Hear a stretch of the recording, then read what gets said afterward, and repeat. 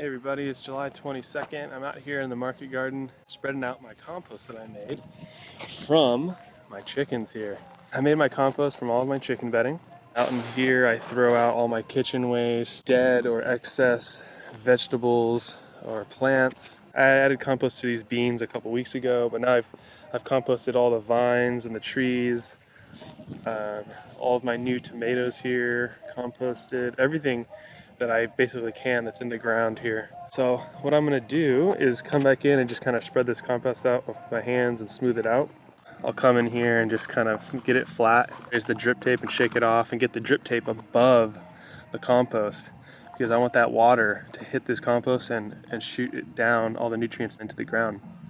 And I'm even gonna come tonight and water. So I'm gonna come in here, spread it all out, get the drip tape set, and then I'll come in and just water each little thing just because the drip tape's only watering this one little area and I want to get a good soak in on all of this fresh compost. It's super live. There's tons of earthworms all in it because I inoculate my compost constantly with more redworms from my worm bins. If you've seen my other videos, you've seen how much dirt I made from a 3-month clean out of a 17 chicken setup. There's probably about a little more than 1/4 left. Pile started right here. I'm taking it all the way down to here, and basically I've composted almost all of my beds. I've composted these 2 beds, all the vines, my far garden over here. So there's 13 beds that I have not composted. That amount right there would, real thinly I'd be able to put it out, but that's pretty awesome though because, a 3-month clean out creates about enough material for me to give a great amount of compost to all of my summer veg. So I'm very excited about that I'm not really gonna have to purchase too much fertility. I'm gonna be able to create a lot of it right here on site. So that, in addition to my worm tea and my worm castings set up, I can foliar feed my worm tea. I can take my compost, make compost tea, foliar spray that as well. Through all of that, plus, supplementing a little bit of azomite, I'm basically covering all my micronutrient needs and my NPK stuff is all in my compost. So I'm gonna be able to generate most of my fertility just from the land itself. And my hope is that really all I'll have to buy is soil mix for like microgreens, just because it's so much to sit there and mix the compost with the perlite and the peat, then it's too much work. It's way cheaper actually, if you look at the labor costs and time costs, to just buy that soil and use it as my potting soil. I might screw around later and may try to make my own soil mix, but it's just easier to have an already made one for pots. Yeah, that's what's going on today. I just want to say one thing about my compost here and how to spread it. So you've seen that I really like to use mulch, straw mulch or wood chip mulch. So what I did before I put out the compost was I pulled back all of the straw or the wood chips so that when I threw my compost, it wasn't covering all that carbon.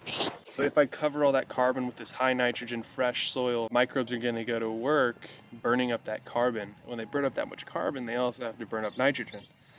They're eating it. And it's a pretty complex process. I don't understand it all, I'm still learning about it, but just that basic concept of when you're burying carbon in soil, it causes a speed up of the biodegradation process. But if it's too much carbon, you're gonna burn up all the nitrogen in your soil, and now you've just depleted your soil.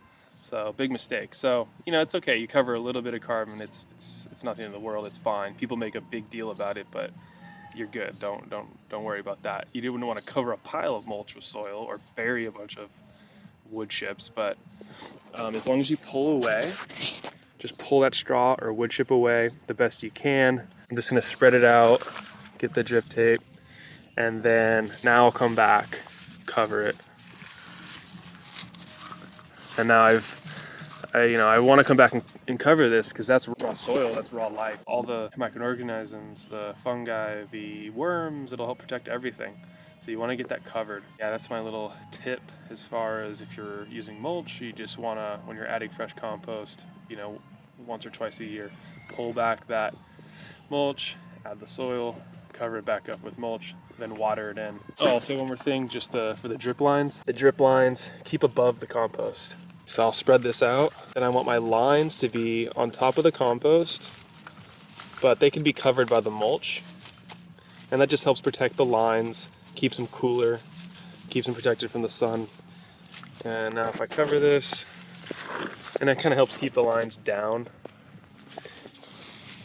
Okay, so now I've covered my lines a little bit and my soil, and the moisture's just going straight down in there. It'll be less evaporation. So yeah, I'm just continue down the line here with all my grapes and berries and tomatoes and sunflowers.